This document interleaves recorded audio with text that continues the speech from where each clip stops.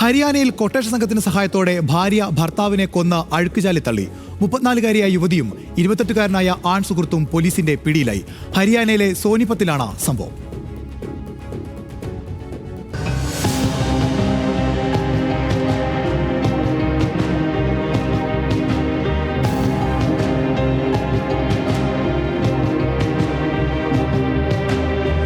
ഗുണ്ടയായ ഭർത്താവിന്റെ മോശം പെരുമാറ്റവും കുറ്റകൃത്യങ്ങളും സഹിക്കാൻ വയ്യാതായതോടെ ആൺസുഹൃത്തിനൊപ്പം ചേർന്ന് ഭർത്താവിനെ കൊല്ലാൻ പദ്ധതിയിടുകയായിരുന്നു സോണിയ എന്ന യുവതി.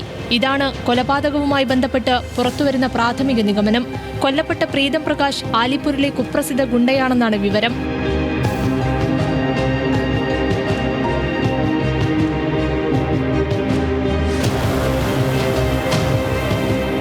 സംഭവത്തിൽ സോണിയയെയും സുഹൃത്ത് രോഹിത്തിനെയും പോലീസ് അറസ്റ്റ് ചെയ്തു. കേസിൽ സംശയിക്കുന്ന വിജയ് എന്നയാൾ ഒളിവിലാണെന്ന് അന്വേഷണ സംഘം അറിയിച്ചു.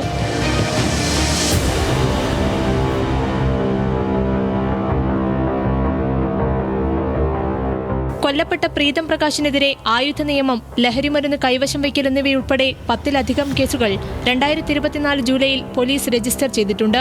സോണിയയും രോഹിത്തും തമ്മിൽ പ്രണയത്തിലായിരുന്നു. ഇതിന്റെ പേരിൽ പ്രീതമും സോണിയയും തമ്മിൽ സ്ഥിരമായി വഴക്കുണ്ടായിരുന്നു. പ്രീതമിനെ കൊല്ലാൻ സോണിയയും രോഹിത്തും ചേർന്ന് പദ്ധതിയിട്ടു.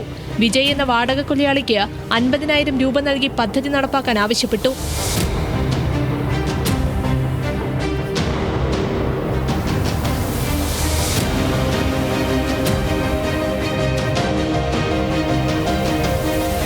ടെറസിൽ ഉറങ്ങിക്കിടക്കുകയായിരുന്ന പ്രീതമിനെ കൊലപ്പെടുത്തിയ ശേഷം മൃതദേഹം അഴുക്കുചാലിൽ തള്ളുകയായിരുന്നു. കൊലപാതകത്തിന് ശേഷം ജൂലൈ 20-ന് ഭർത്താവിനെ കാണാനില്ലെന്ന് ചൂണ്ടിക്കാട്ടി സോണിയ പോലീസിൽ പരാതി നൽകി.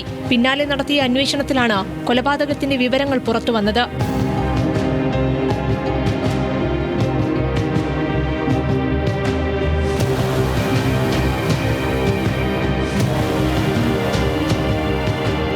പ്രീതമിന്റെ മൊബൈൽ ഫോൺ പ്രവർത്തനക്ഷമമായതാണ് വഴിത്തിരിവായത്.